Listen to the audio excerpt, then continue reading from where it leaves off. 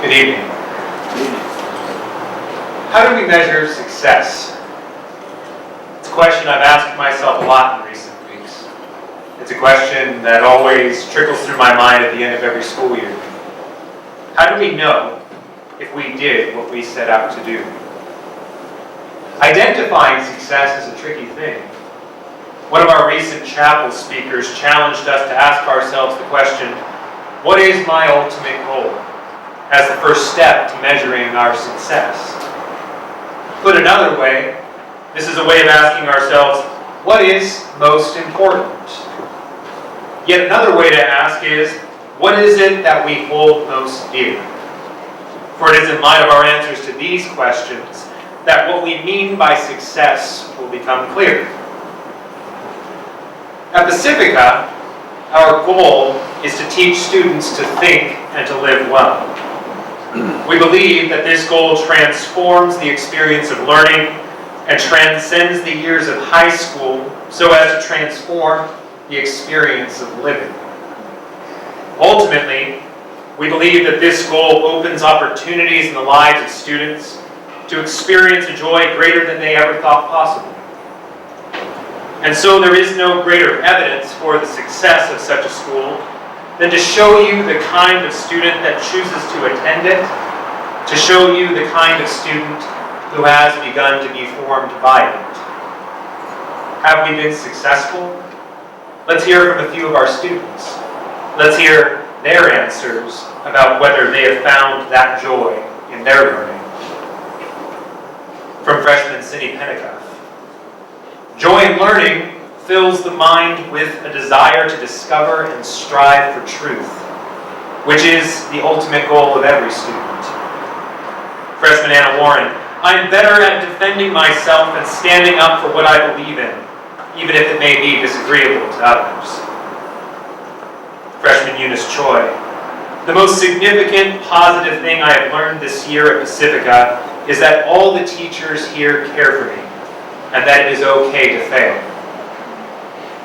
Sophomore Daniela Manzanares, I am no longer afraid to fail. To me, failure has always been that I wasn't good enough. Now at Pacifica, I have learned that from my failures I will learn, and that will help me to grow as a person. Freshman Luke Spicer, joy within education comes through a sense of community, between a group of people being educated to find the truth. For what good is one person finding the truth of a matter and keeping this truth to themselves for selfish gain? If they could not share with others, if they would share it with others, this would provide joy to the people around them. There is no such joy within a selfish pursuit of education, but rather only when we see it in the faces of those who are around us. Sophomore Lena Reed, at Pacifica we're trained to be able to maintain a sound mind, but we're also encouraged to let our imaginations and convictions stir up in us a curiosity for life and the wonders inside of it. And that is where we find joy in learning, because the accomplishments of those that have gone before us inspire us to use the same fervor to better ourselves and the world around us. Sophomore Josh Griffith, I believe that education never ends, and all throughout eternity, and even in heaven, we learn from the Lord. The joy of education is the unknown, and what you can learn next. And finally, freshman Emma Hammond, I find that education with joy creates an environment where learning is one's choice. When we do this, we discover beauty, and we see glimpses of heaven. These are just a few of the many similar responses from our students in answering the question of what it means to have joy in education. Our students said it clearly.